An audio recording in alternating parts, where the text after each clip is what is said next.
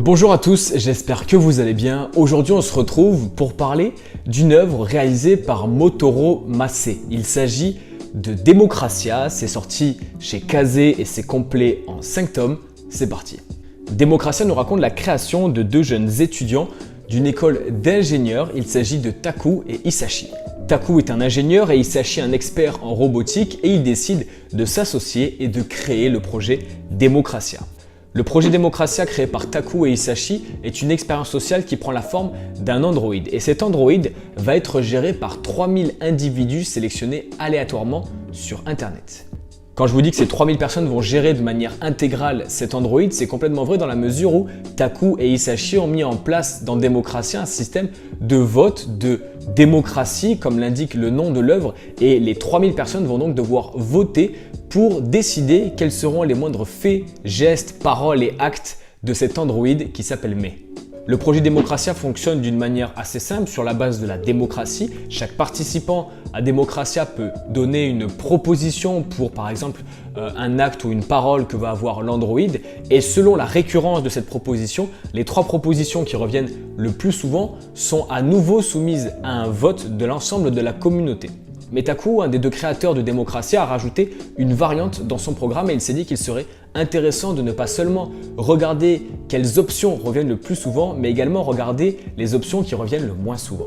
Lorsque toute la communauté a donc fait sa proposition, on voit alors les 3 options qui reviennent le plus souvent et on voit également des options qui ne sont revenues qu'une seule fois. Il y a alors un vote final qui a lieu et la communauté de Democracia va pouvoir choisir qu'est-ce que va faire Mei en sélectionnant soit une des propositions qui revient le plus souvent, soit des propositions qui n'ont été émises que par un seul participant au projet. Le but de Taku et Hisashi à travers le projet Democracia et cette expérience est de créer un être parfait, un être en tout cas au-dessus des êtres humains, un être qui pourrait être pris comme modèle par ceux-ci, mais vous vous doutez bien que ça ne va pas se passer comme il l'avait prévu, mais bien sûr, je vous laisse découvrir la suite de ce manga par vous-même. Democracia, c'est un manga qui reprend énormément de thématiques. Ces thématiques sont abordées grâce à tous les personnages que l'on va rencontrer durant ce manga. C'est-à-dire qu'en fait, on va d'abord s'intéresser bien évidemment dans ce manga au créateur de Democracia, Taku Hisashi, et on va également beaucoup voir les participants à cette expérience sociale et les votants en fait qu'on voit dans 2 situations différentes. La première situation, en fait, on a 3 visions dans le manga globalement. On a la vision sur l'expérience de Taku et Hisashi, les créateurs, la vision des personnes qui participent à Democracia, mais la vision de eux en tant qu'êtres humains, c'est-à-dire qu'on les voit de chez eux avec leurs pensées et leurs émotions. Et ensuite, on voit la vision à l'intérieur du programme qui est représentée par Motoro Massé par un cercle dans lequel on voit toutes les personnes qui échangent lorsqu'il y a des situations un peu complexes ou lorsqu'il y a des choix difficiles à prendre, mais ils sont, lors de ces situations, couverts d'anonymat par leur pseudonyme et par la distance qui est créée grâce au programme informatique. Et je trouve que c'est quelque chose de très intéressant parce que du coup, on a très régulièrement 3 visions d'une même scène, d'une même pensée, d'une même problématique qui va avoir lieu et ça rajoute vraiment un côté réflexion à cette œuvre. Et c'est grâce à ces personnages que cette œuvre fait passer énormément de messages et s'attaque également à énormément de thématiques. On a des personnages qui décident par exemple d'aller poursuivre leur rêve alors qu'ils n'osaient pas le faire et tout ça grâce au projet Democracia ou alors qui décident d'aller affronter leur peur par exemple. Mais pour moi, ce qu'a voulu mettre en avant Motoro Massé, c'est sa vision de la technologie et plus particulièrement des réseaux sociaux. La première pensée que j'ai eue en refermant le tome 5 de Democracia, je me suis dit que Democracia pourrait être un épisode de Black Mirror tellement ce manga est une dystopie du monde dans lequel on vit en fait. Et à mes yeux, c'est là qu'est le vrai message de Motoro Massé. L'auteur a voulu donner sa vision des réseaux sociaux et plus généralement, plus que sa vision, je dirais une vérité, en fait, quelque chose qui est quand même assez concret. Le principe est simple, c'est qu'en fait, on voit ces personnages qui agissent dans leur vie de tous les jours, qui sont, pour certains, par exemple, je pense à un personnage que vous découvrirez en lisant le manga, qui est une personne qui a subi des changements dans sa vie qui ne lui ont pas plu, quelqu'un de très frustré et en fait qui n'agit pas dans la vie, qui va subir sa vie et qui va tout simplement se courber à ce qu'il subit sans se battre. Mais dès qu'il arrive sur Democracia, dès qu'il arrive sous couvert d'anonymat, avec un pseudonyme, avec une photo qui ne montre pas son visage et où il ne peut pas être reconnu, il va déverser toute la haine qu'il a envers sa vie, envers lui-même ou envers les gens qu'il y a autour de lui et qui fait qu'il a une vie qui ne lui convient pas. Pour donner mon avis, je trouve ça très symptomatique de la technologie et des réseaux sociaux actuellement, sans porter aucun jugement. Et d'ailleurs, on sent bien que Motoro Massé, dans cette œuvre, ne souhaite pas porter de jugement ou pointer du doigt qui que ce soit qui ferait ça, parce qu'il y a énormément de personnes qui le font.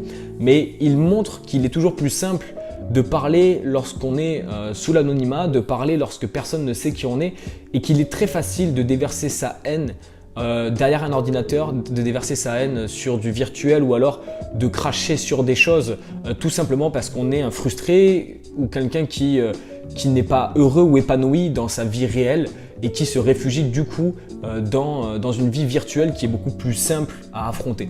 C'est à mon sens le vrai message que Motoro Massé veut faire passer à travers cette œuvre. En tout cas, c'est celui que j'ai le plus retenu et qui m'a beaucoup plu parce que c'est un message qui est encore d'actualité aujourd'hui, un message qui est visible tous les jours. Il suffit d'ouvrir Twitter pour s'en rendre compte et de se rendre compte à quel point Démocratia en fait est une image du monde réel dans lequel on vit et c'est la grosse critique que fait Motoro Massé sur ce monde réel, le monde de la virtualité, de la technologie et justement le message global je trouve de cette œuvre c'est de réussir à se détacher et c'est pour ça en fait qu'il nous fait suivre d'abord les personnes qui sont dans le projet Démocratia, dans ce petit groupe virtuel dont je vous parlais, on les voit en fait en cercle pour discuter et débattre mais de manière très tranchante. Il y a des sujets de société très intéressants qui sont abordés par ce groupe, il y a des sujets qui concernent absolument tout le monde qui sont abordés et on les voit on voit des camps se dessiner, on voit des avis très tranchants, on voit des personnes débattre de manière très virulente.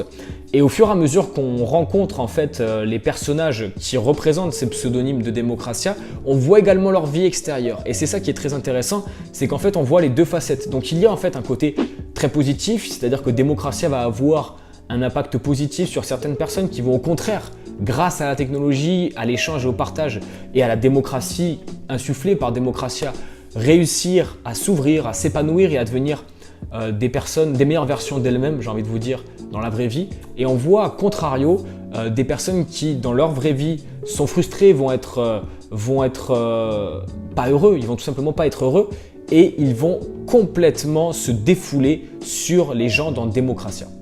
Et c'est pour toutes ces choses que je vous dis que ça pourrait être un épisode de Black Mirror, même s'il vous faudra lire ce manga pour comprendre mon propos, je pense. Le seul bémol que j'ai trouvé dans ce manga, c'est que je l'ai trouvé un petit peu trop court. C'est-à-dire qu'en fait, en 5 tomes, je trouve que Motoro Massé donne son propos, il arrive à nous montrer les thématiques que je viens d'aborder, qui sont je pense celles qu'il veut faire ressortir, mais j'ai l'impression que Motoro Massé en fait ne développe peut-être pas assez son idée. Enfin, ce que je veux dire par ne développe pas assez son idée, c'est que j'ai eu l'impression que Démocratia, qui est un projet qui englobe 3000 personnes, mais qui est un projet qui avait pour but de révolutionner entre guillemets le Japon, ou en tout cas d'amener une personne au-dessus des humains au Japon et avec des rêves de grandeur de la part de Taku et Hisashi dès le début du manga. Je trouve que ce qui est dommage, c'est qu'en fait, alors c'est dommage en même temps, je pense que c'est fait exprès complètement par Motoro Massé, c'est que c'est très intimiste. C'est-à-dire qu'en fait, sur 5 tomes, je trouve que l'expérience Démocratia donne une vision sur les participants et les personnes que va rencontrer, mais qui est l'android géré par les participants. Et on n'a pas une vision globale sur l'impact qu'aurait pu avoir cette expérience sur un panel plus grand, pas forcément de participants, mais de personnes touchées. C'est-à-dire qu'on va s'intéresser à quelques personnes et en fait le manga après s'arrête et je vous dirai pas la fin, bien évidemment, je vous laisse tout découvrir. Mais j'aurais aimé franchement j'aurais aimé un manga un petit peu plus long peut-être. Un manga un petit peu plus long qui développait un petit peu plus son propos. Je pense que Motoro Massé a voulu donner une vision de son point de vue, je dirais, sur toutes ces technologies, comme je vous l'ai dit, que c'était vraiment son objectif.